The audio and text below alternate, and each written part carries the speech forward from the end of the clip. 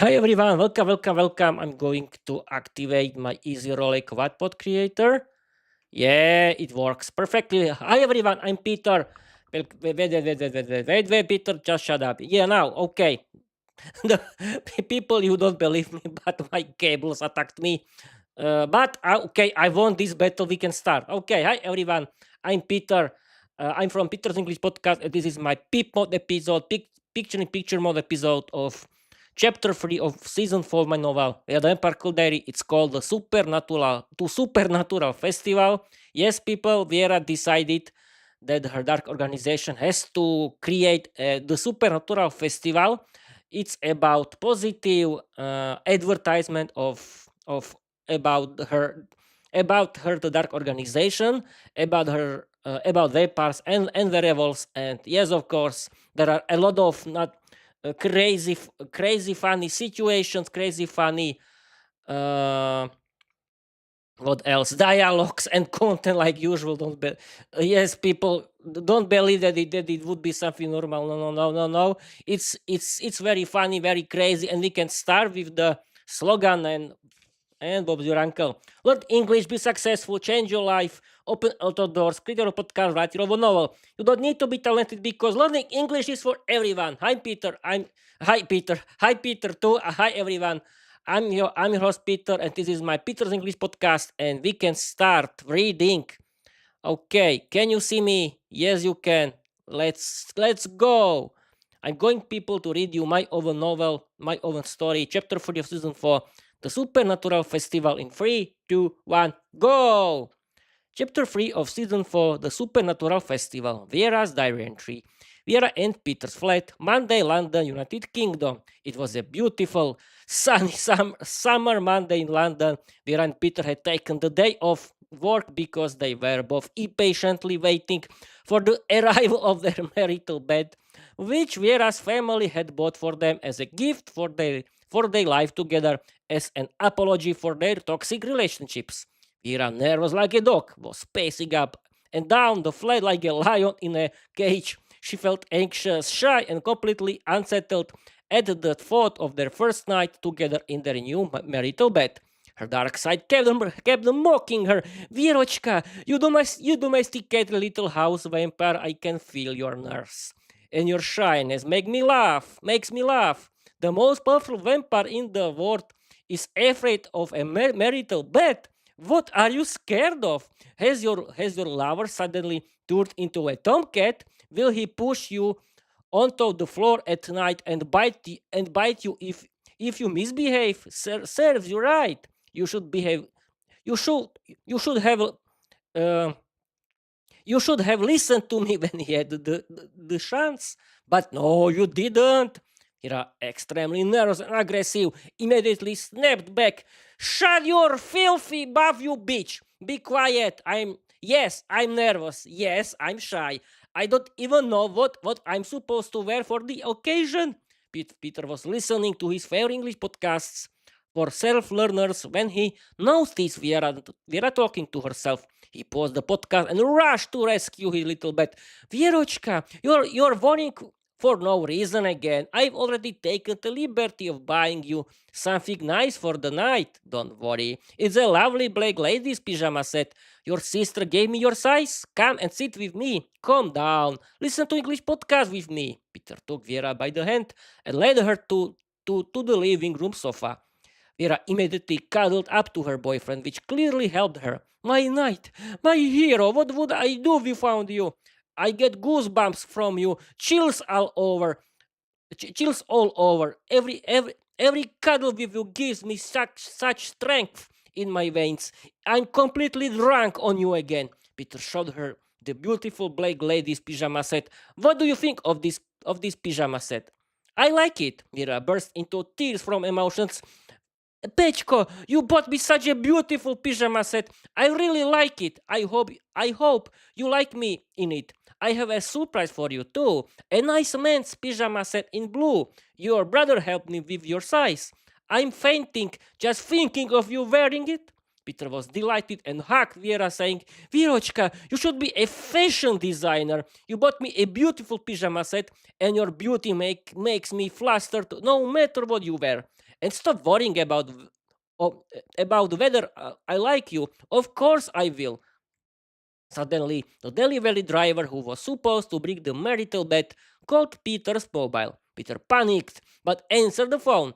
The driver began with his standard polite phrases. Good afternoon, are you at home? I brought your new bed. Peter replied, Good afternoon, yes, you can come. We're already waiting for you. Viera, terrified by the phone call, started panicking. Pechko, our new bed has arrived. What else could it be? Peter tried to calm her with his usual humor. Vierochka, you know you're my first girl. Secondly, I'm well mannered. Thirdly, yes, our bed has just arrived. Meanwhile, the workers were already ringing the doorbell with the new bed. Peter opened the door.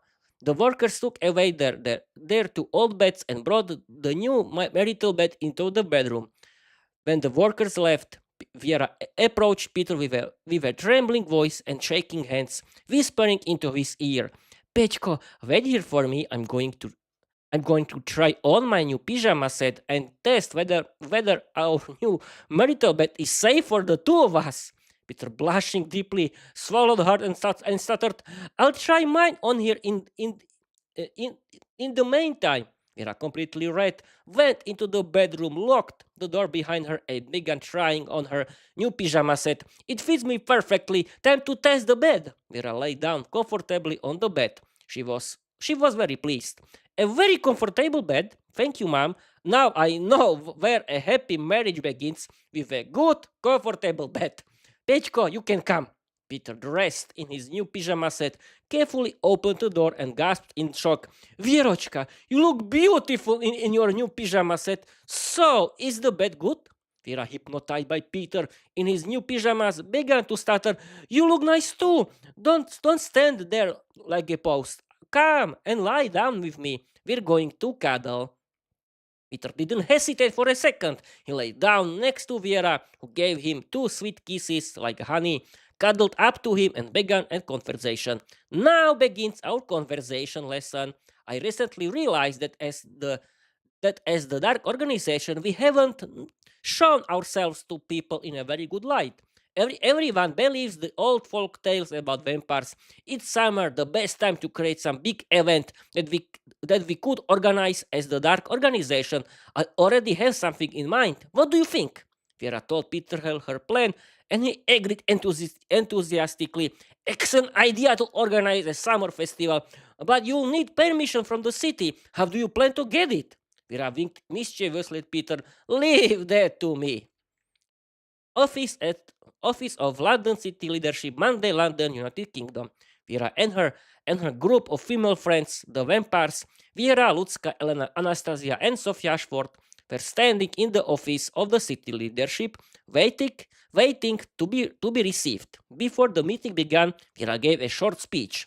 Girls, you're all here. Great. I'm glad. You dressed really well. We must convince the city leadership and get permission for our summer festival. We're here on behalf of our dark organization, which means we must represent our organization properly. The city leadership is made up of men. I don't see any problem, girls. We'll put on a little show for the old gentlemen and get the permission we need. Each of you should know exactly what to do. Any questions?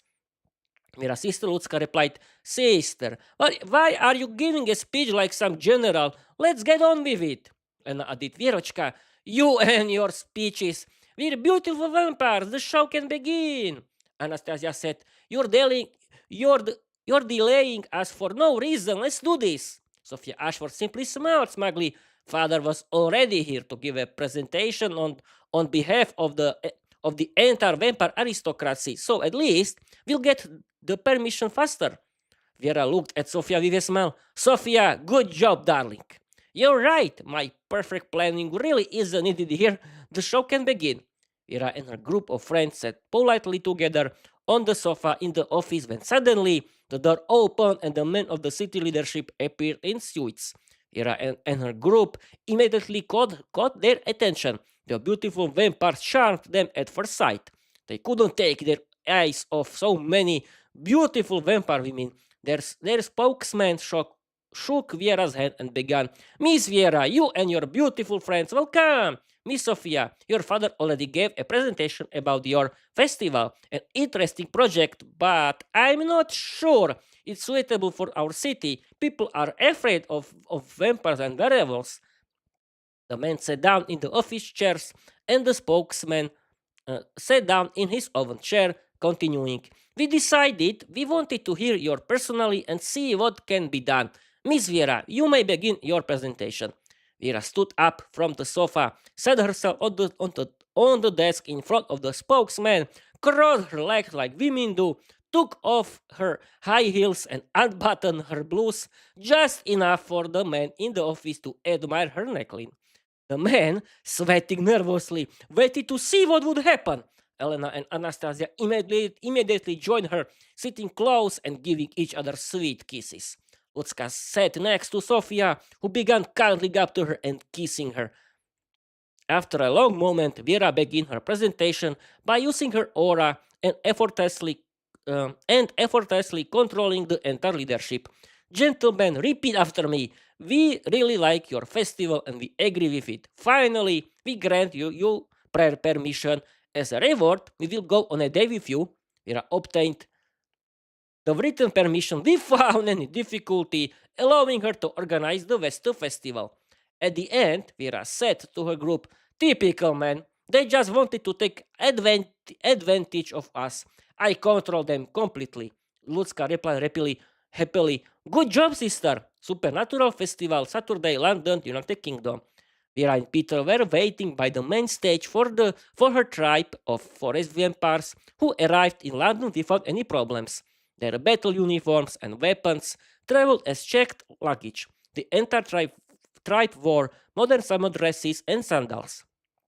Peter still couldn't believe she had managed to get permission for the event.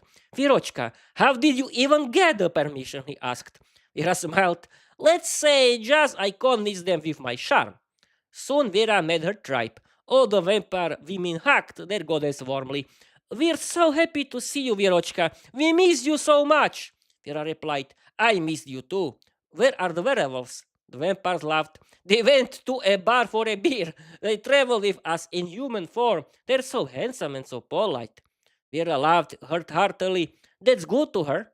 The ceremonial military parade. The festival began on Saturday morning with a spectacular ceremonial military parade. Viera, dressed in the battle attire of the goddess of the forest vampires, sat proudly on a large werewolf. She carried a beautiful golden bow and a large sword. Her tribe wore traditional battle uniforms and carried bows and swords. They rode behind her on giant werewolves, forming an impressive procession that attracted the attention of thousands of people who had never seen anything like it in their lives. The parade looked almost like a supernatural fashion show. The Vampire Folk Concert. After the parade came a concert of traditional folk bands formed by vampires living in the city. Their organization was responsible for organizing the concert, and it attracted thousands of enthusiastic fans. The atmosphere was lively, colorful, and full of supernatural culture. The live podcast show. The final part of the festival was a live broadcast of Viera's podcast to their organization. She sat on the stage together with her group of friends, Peter's group of friends, and her tribe, who were now wearing modern summer dresses and sandals. A crowd of thousands waited eagerly for the live show. Viera, blushing and shy, opened the event. Welcome! I'm glad so many of you are here. This will definitely cause some gossip later. Sitting next to me are my vampires and my special guests, my boyfriend and his friends. Peter immediately added, Virochka, when you invited us to your podcast last time, I didn't realize you meant this. Lucka, Viera's sister, called out, Pechko, if you want to run away, the door is right there. Simona and Veronica joined in. We're not afraid of challenges. The worst thing they'll throw at us is tomatoes. Ellen added, at least we'll have something to eat.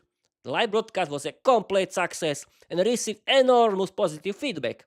After the event, Viera invited both friendship groups to a bar. She thanked everyone. Team, thank you for your help. I think the presentation of Dark Organization went perfectly. When the gathering ended, Viera turned to Peter. Pechko, let's go home. I want to discuss our next plans for the Dark Organization. We have a lot of work ahead of us. To be continued. Okay, people. That's it for today. I've been streaming for 15 minutes. I think it's the right idea to end this. What do you think about it? I like this story. It's good. Chapter 3 of season 4. I don't know. I hope that uh, this alive enough, that is good enough, that everything is good enough. But who cares? Peter, who cares? Yes, I don't care. The most important thing is that I like the story and Bob's your uncle. Okay, people, that's it for today. Thank you for watching. Thank you for listening. And let's read uh, my slogan and Bob's your uncle. Here is: let English be successful, change your life, open other doors, create your podcast, write your novel. You don't need to be talented because learning English is for everyone. Okay, people, that's it for today. Thank you for watching. Thank you for your listening. You can visit and read my novel in my website, peterenglishpodcast.com, or you can visit my Quadpod account. Okay, people, that's it for today. And tomorrow is my traditional Peter Sunday 1 hour ramble episode that is about the ramble for 1 hour, like every week, like every Saturday, like every Sunday, but not today. Okay, people, that's it for today. Thank you for watching. Thank you for listening, and I want to tell you bye bye.